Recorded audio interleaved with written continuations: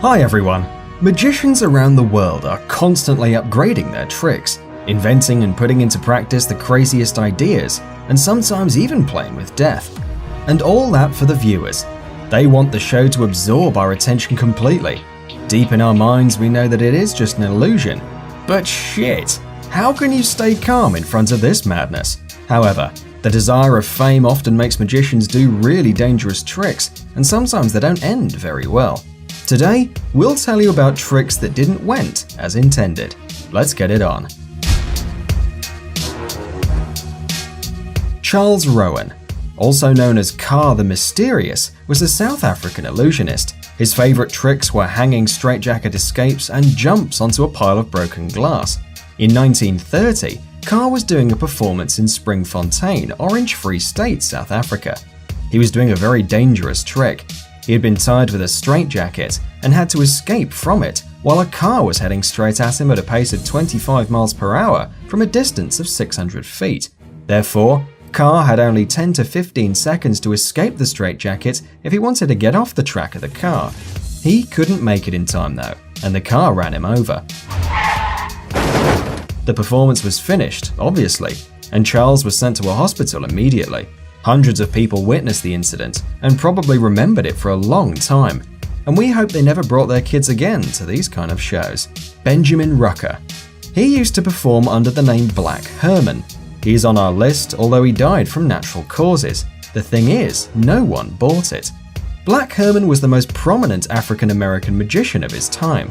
He did his shows mostly for black audiences on the South due to segregation laws, but he was also very popular in other parts of the country. He was famous because of his favorite Bury Me Alive trick. In it, he got buried underground for 3 whole days, and then his assistants dug him out. After that, he successfully continued performing. Ironically, he had a heart attack during one of the shows, and he died because of it. But no one believed it because obviously they all thought it was a part of the show. His assistants even managed to benefit from it, selling tickets to view Rucker's corpse at the funeral.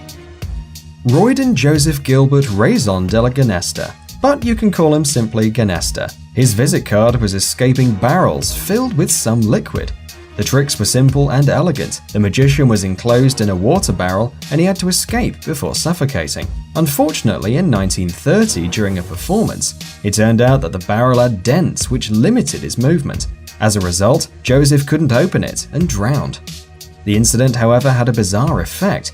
Instead of being banned or at least restricted somehow, the trick became very popular among viewers and magicians.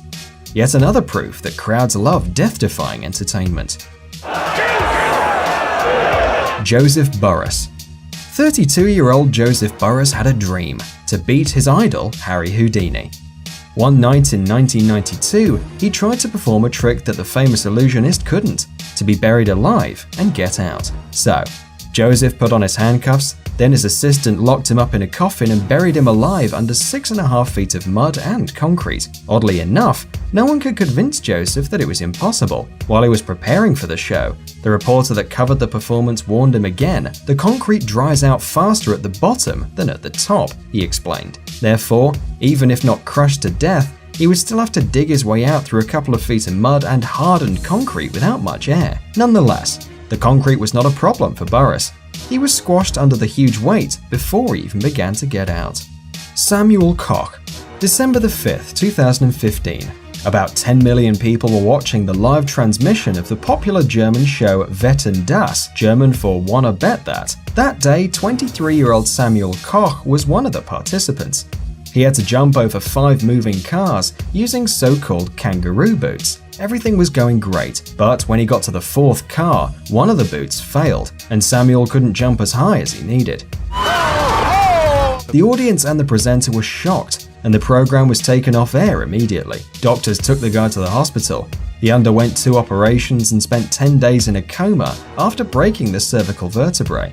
He survived, but ended up paralyzed. Thanks for watching.